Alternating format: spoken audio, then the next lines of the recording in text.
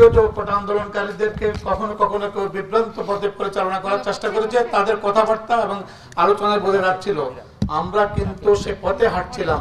হঠাৎ করে 15 তারিখে আপনারা দেখলেন যে এই বিশ্ববিদ্যালয়ের ক্যাম্পাসে অনুপ্রবেশ করেছে।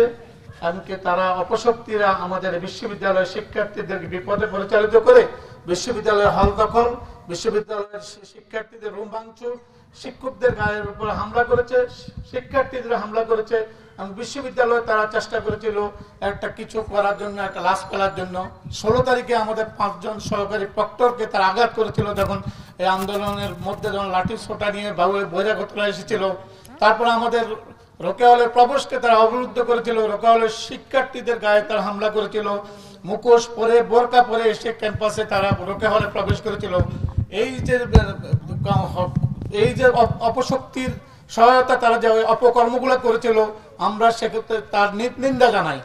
আমাদের যে সমস্ত শিক্ষার্থী 16 জুলাই আবু সাইদ সহ যে সমস্ত শিক্ষার্থী শাহাদাত বরণ করেছেন, এমনকি তাদের সাথে যে সমস্ত যারা মৃত্যুবরণ করেছেন, শাহাদাত বরণ করেছেন, তাদের স্মৃতির প্রতি আমরা শ্রদ্ধা নিবেদন করছি।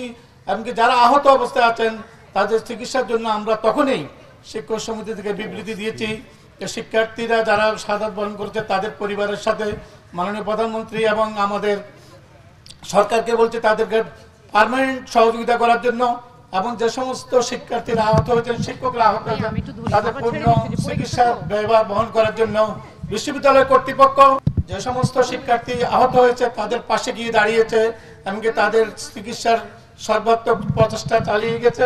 আমরা 15 তারিখে সন্ধ্যায় আমাদের উপাচার্য আমাদেরই বলেছেন, আমাদের প্রো উপাচার্য শিক্ষা, আমাদের শিক্ষক সমিতির সদস্য আমাদের আজম শফিউল আলম ভূঁইয়া, আমি সহ আমরা হাসপাতালে গিয়েছি, শিক্ষার্থীদের পাশে দাঁড়িয়েছি।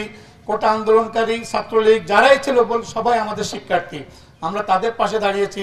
বলে তোমরা চিন্তা করো না, আমরা চেষ্টা করে যাচ্ছি এটা সমাধান করার জন্য।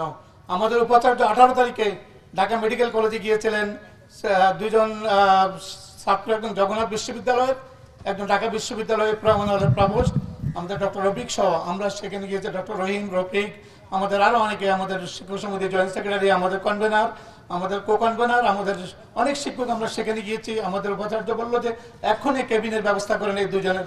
তৎক্ষণাৎ ঢাকা মেডিকেল কলেজের ডাইরেক্টর সে কেবিনের ব্যবস্থা করেছে। আমরা দেখলাম 18 তারিখের পরে কি ঘটলো। এই কোটা আন্দোলনে আমাদের প্রিয় শিক্ষার্থীদের কাদের উপর বন্দুক রেখে কারা দেশকে ধ্বংস করেছেন, কারা ধ্বংসলীলায় দেশকে রূপান্তরিত করেছেন। আমাদের কোটা আন্দোলনকারী শিক্ষার্থীরা আন্দোলন করেছে চাকরির জন্য। যে সমস্ত প্রতিষ্ঠান তারা ধ্বংস করেছে এটা শিক্ষার্থীরা করতে পারে না, কারণ শিক্ষার্থীরা তো সেই জায়গায় চাকরি করবে। সেতু ভবন একটা মন্ত্রণালয়ের আন্ডারে, আপনার দুর্যোগ ব্যবস্থাপনা অধিদপ্তর একটা মন্ত্রণালয়ের আন্ডারে, আমাদের যে স্বাস্থ্যের যে অফিস সেটাকে তারা হামলা করেছে, বাংলাদেশ টেলিভিশনে তারা হামলা করেছে, যেখানে শিক্ষার্থীরাই চাকরি করবে। সুতরাং বুঝতে পারেন যে এটা অপশক্তি কিভাবে আমাদের কোমলবতী শিক্ষার্থীদের ইমেজকে কাজে লাগিয়ে চেষ্টা করেছিল। কিন্তু আমি মনে করি কোনো শিক্ষার্থী সে কাজ করে নাই। গত 3 দিন আগে ঢাকা মেডিকেল কলেজে 218 জন যারা আহত হয়েছে, সেখানে দেখা গেল মাত্র 2 জন হলো যে আমাদের ছাত্র, আর বাকিরা বিভিন্নভাবে আন্দোলনের সাথে সক্রিয় ছিল, আন্দোলনে তারা আন্দোলন করেছিল বা বিভিন্নভাবে পথচারী আহত হয়েছে। আমি শিশু সহ আমরা দেখেছেন কিভাবে সারা দেশে তাণ্ডব চালানো হলো। এমনকি আপনারা দেখেন এখন কোমল শিক্ষার্থীদেরকে, গার্জিয়ানদেরকে বিভিন্নভাবে বিভিন্ন তথ্য দিয়ে, মিথ্যা তথ্য দিয়ে ফেসবুকের মাধ্যমে যে সমস্ত ঘটনা ঘটনায় সেটাও বর্ণনা তারা করছে।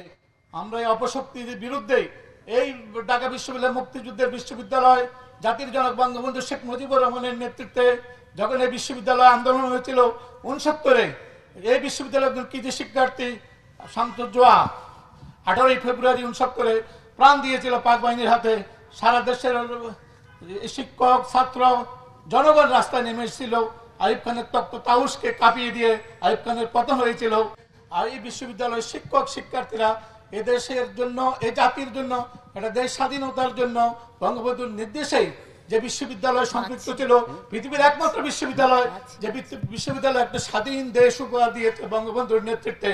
আজকে দেখেন মুক্তিযুদ্ধ বিরোধী শক্তি যারা এদেশকে কখনোই মেনে নেয় নাই, যারা 71 সালে মুক্তিযুদ্ধের বিরোধিতা করার পরও 53 বছর কোনোদিন ক্ষমা চায় নাই। আমরা দেখেছি পৃথিবীর বিভিন্ন দেশে যখন যুদ্ধের কারণে আমরা জাপানের প্রধানমন্ত্রীকেও দেখেছি, মার্কিন যুক্তরাষ্ট্রের এই যে হিরোশিমা নাগাসাকির ব্যাপারে মার্কিন যুক্তরাষ্ট্রের প্রেসিডেন্টকেও সেখানে ক্ষমা চেয়েছেন। কিন্তু আমরা দেখেছি যে এই রাজাকার আল বদর আল শামস তারা কোনোদিনও ক্ষমা চায় নাই। আমরা দেখেছি যে গতকালকে বা পরশুদিন জামাত শিবিরকে নিষিদ্ধ করেছে শিক্ষক সমিতির পক্ষ থেকে, নীল দলের পক্ষ থেকে। আমরা মুক্তিযুদ্ধের শপথকে শক্তি এটার পক্ষে আমরা অভিনন্দন জানাই। সরকার এই কাজটি সঠিক কাজ করেছে। আমরা বলবো যে এখন আমরা যারা হত্যাকারী, যারা আমাদের শিক্ষার্থীদের হত্যা করেছে, এদেশের জনগণকে হত্যা করেছে, আমরা তাদের বিচার চাই। যদিও সরকার 3 সদস্য বিশিষ্ট একটি তদন্ত কমিশন করেছে, আমি আশা করব সুষ্ঠু বিচারের মাধ্যমে, এবং কি জাতিসংঘ এখানে আসতে চাচ্ছে, জাতিসংঘ আসুক, নিরপেক্ষ তদন্ত করে এই সমস্যার সমাধান হওয়া উচিত। হত্যাকারীদের বিচার করা উচিত, ধ্বংসকারীদের বিচার করা উচিত বলে আমি মনে করি। আমার মনে হয় সঠিক বিচার এদেশের জনগণ পাবে। বিশ্ববিদ্যালয় কর্তৃপক্ষকে বলবো, আপনারাও এই জন্য শিক্ষার্থীদের জন্য যে আপনারা যা করছেন আর অধিকভাবে সরকারকে বলেন, এই হত্যাকারীদের, প্রকৃত হত্যাকারীদের বিচার করেই আমরা শিক্ষার সুষ্ঠু পরিবেশ ফিরিয়ে আনতে চাই, বিশ্ববিদ্যালয় খুলতে চাই, শিক্ষাঙ্গনগুলো খুলতে চাই, কারণ এই শিক্ষার্থীদের হাতে আছে এদেশের নেতৃত্ব।